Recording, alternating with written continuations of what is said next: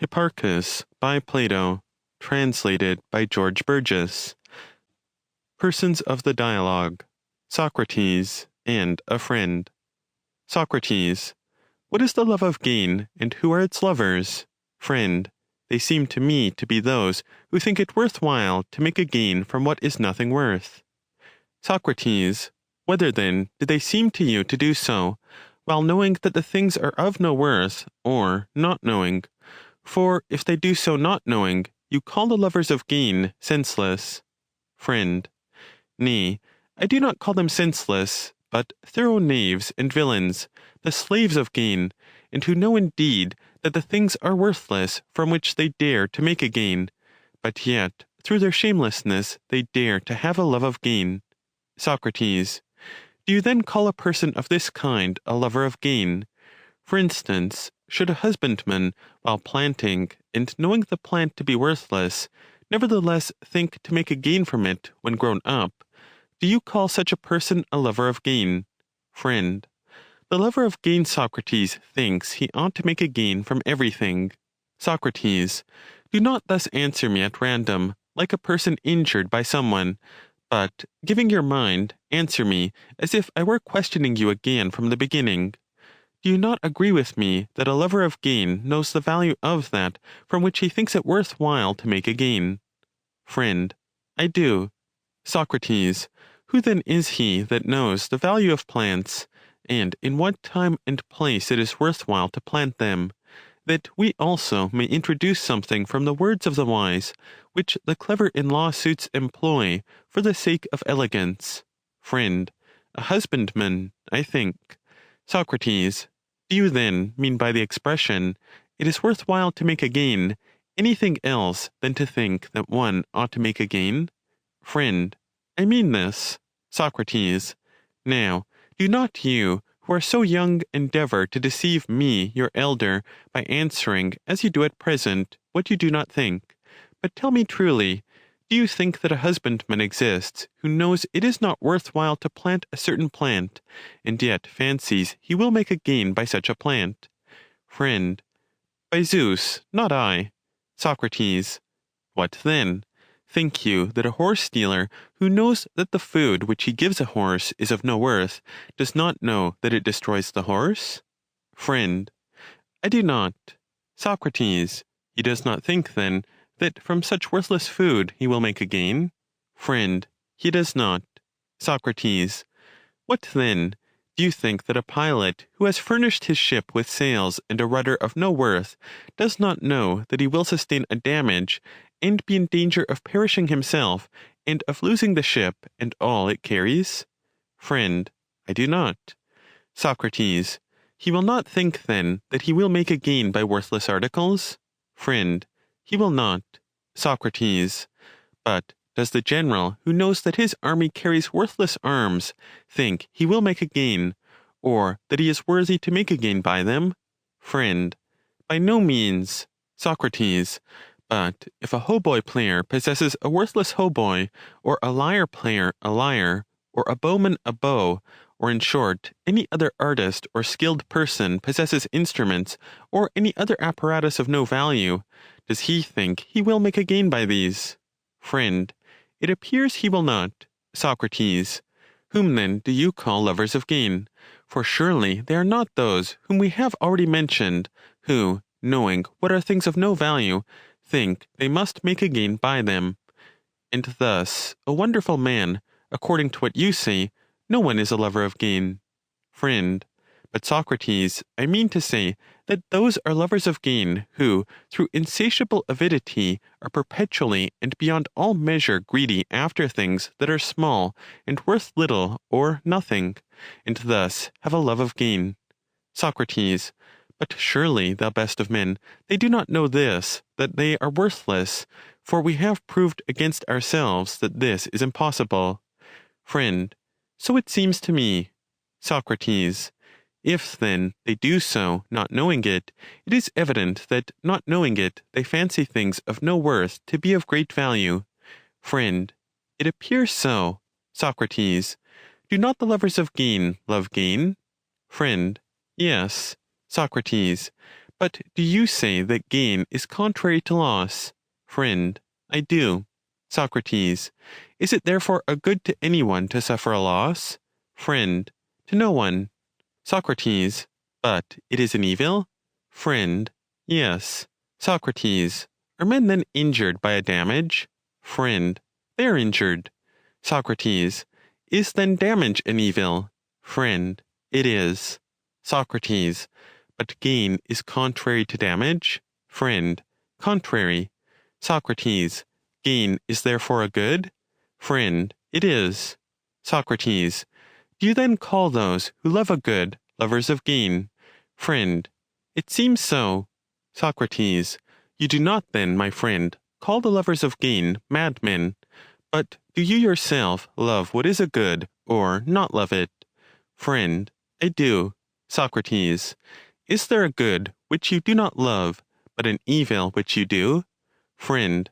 By Zeus, there is not. Socrates. But you love all good things equally? Friend. I do. Socrates.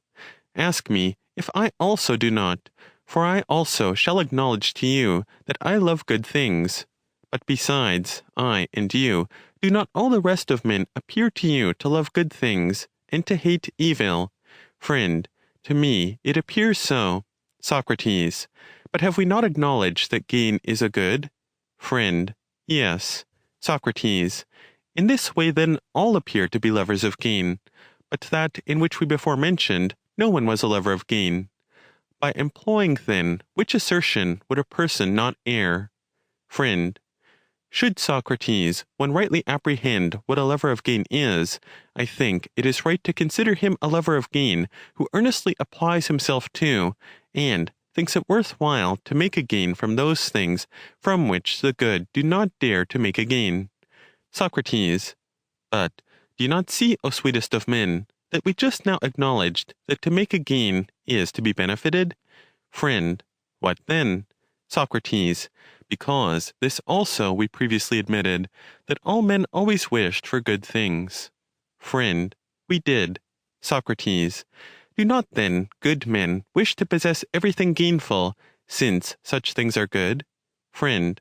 But not the things, Socrates, by which they are about to be hurt. Socrates. By to be hurt, do you mean to be damaged? Or something else? Friend. No, but I mean to be damaged. Socrates. Are persons damaged by gain, or by damage? Friend. Through both, for they are damaged by damage, and through iniquitous gain. Socrates. Does it then appear to you that anything useful and good is iniquitous? Friend. To me it does not. Socrates. Did we not then a little before acknowledge that gain is contrary to damage, which is an evil? Friend. We did. Socrates. And that being contrary to evil, it is a good? Friend. We granted this. Socrates. You endeavor then, you see, to deceive me by designedly asserting the contrary to what we just now granted. Friend.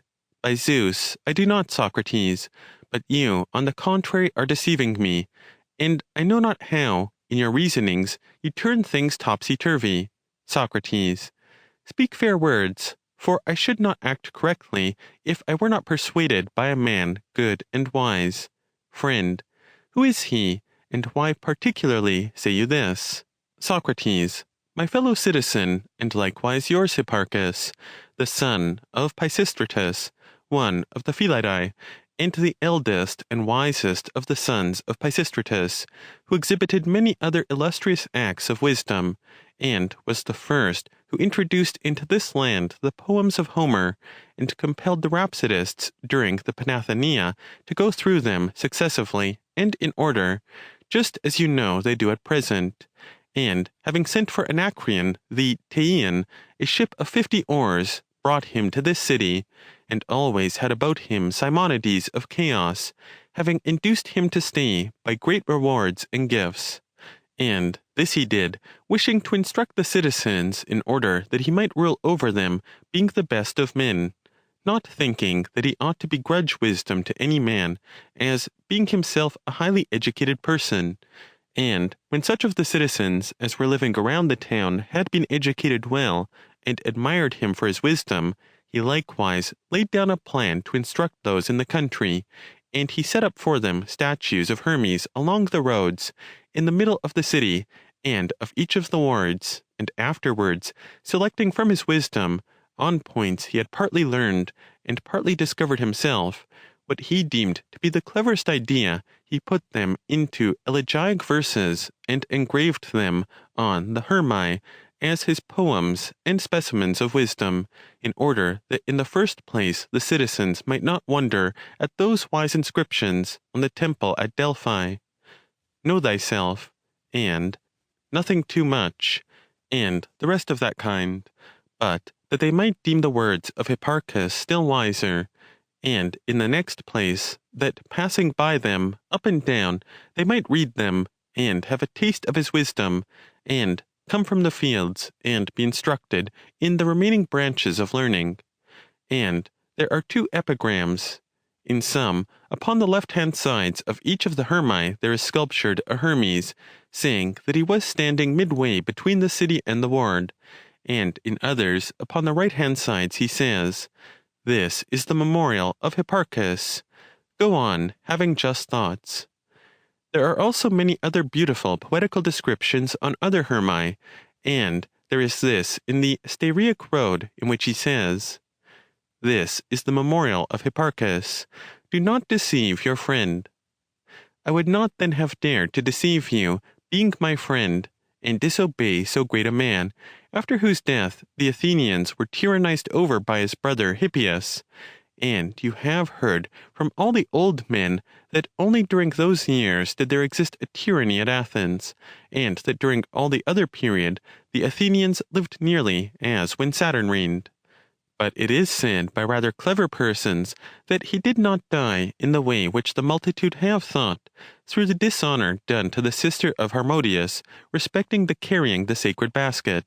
For that is a silly reason, but that Harmodius was the bosom friend and pupil of Aristogeiton, who valued himself highly upon instructing a man, and fancied that Hipparchus would be his rival.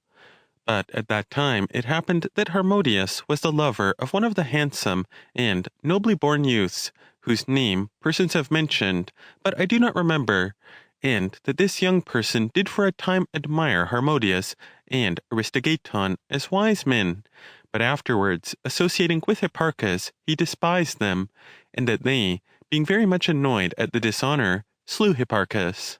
Friend. You run the risk, Socrates, of either not considering me a friend, or, if you do think me a friend, of not being persuaded by Hipparchus. For I cannot be persuaded that you have not deceived me in I know not what manner during the discourse. Socrates. But indeed, just as in the game of backgammon, I am willing to put back whatever part you please of the assertions already made, in order that you may not think you have been deceived.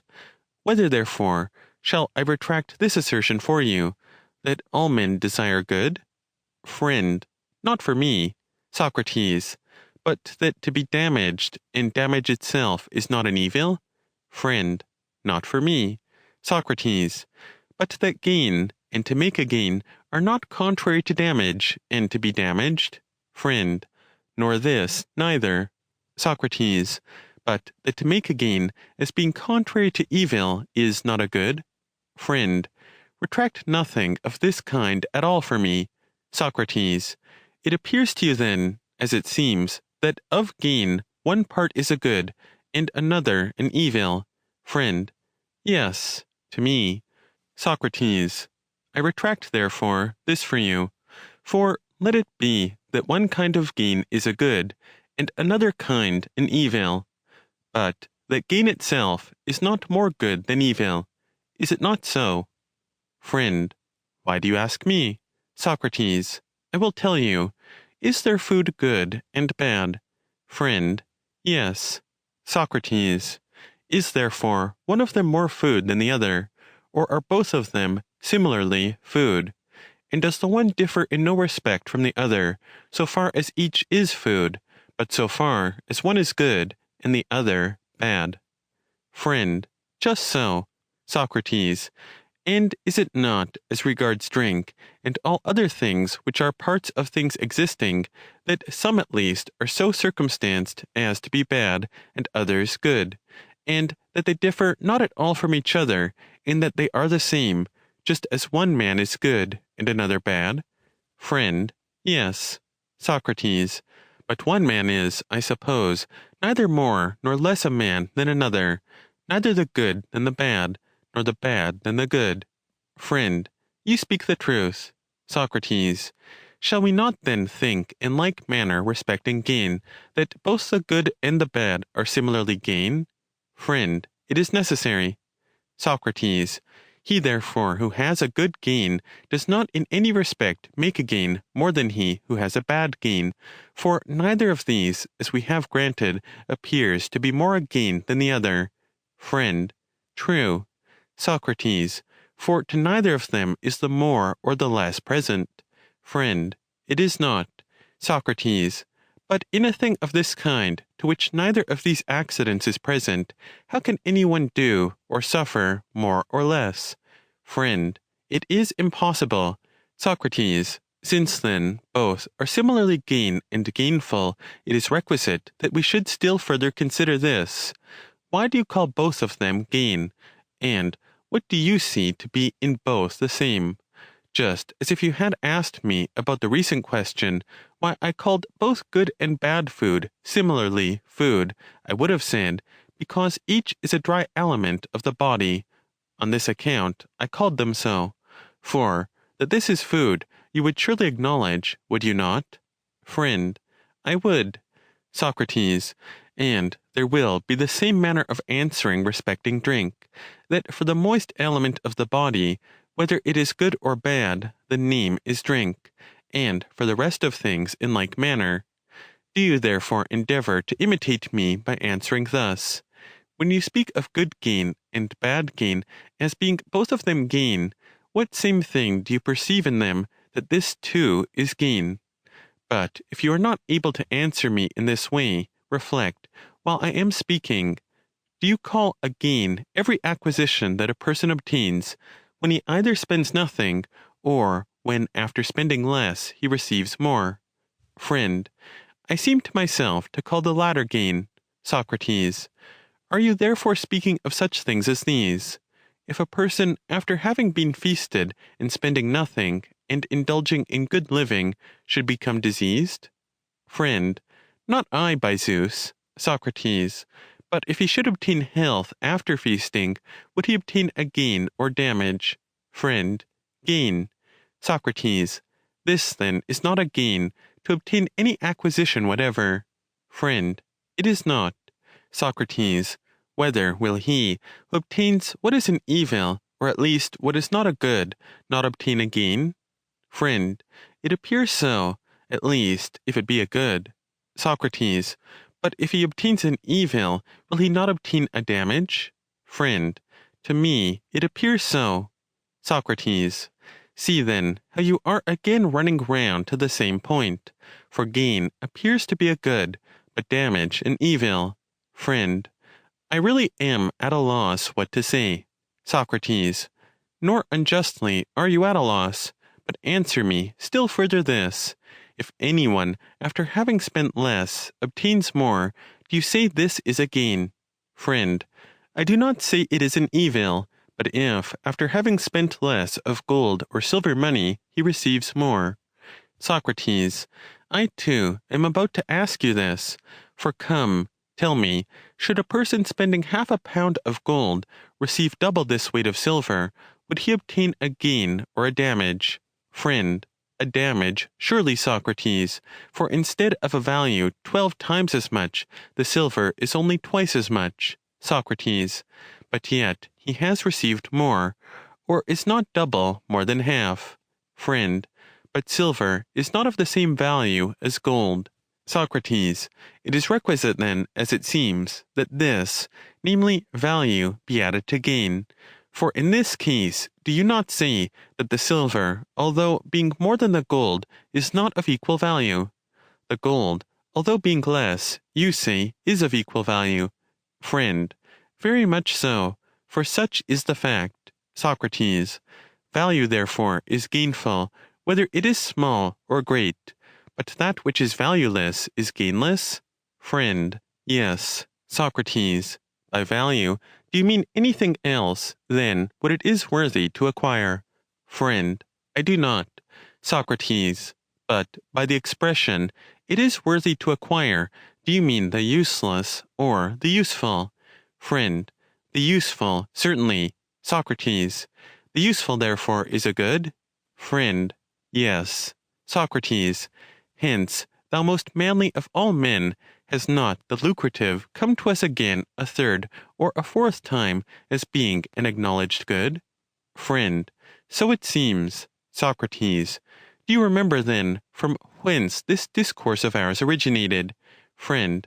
I think I do. Socrates. If you do not, I will remind you. You contended that good men are not willing to make every kind of gain, but of gains the good alone, but not the iniquitous. Friend. It did originate from this. Socrates. But has not reason forced us to acknowledge that all kinds of gain, both small and great, are good? Friend. It has forced me, Socrates, rather than persuaded. Socrates. But perhaps after this it will also persuade you. Now, however, whether you are persuaded, or in whatever manner you may be affected, you agree at least with us that all kinds of gain are good, both small and great? Friend. I do agree. Socrates. And do you agree with me, or not, that all good men wish for all things that are good? Friend. I do. Socrates. But you said that bad men love gain of every kind, both small and great. Friend. I did say so. Socrates. According to your assertion, then, all men, both good and bad, would be lovers of gain. Friend. It appears so. Socrates. If, then, any person reproaches another with being a lover of gain, he does not correctly reproach him, for the very person so reproaching happens to be such a character himself.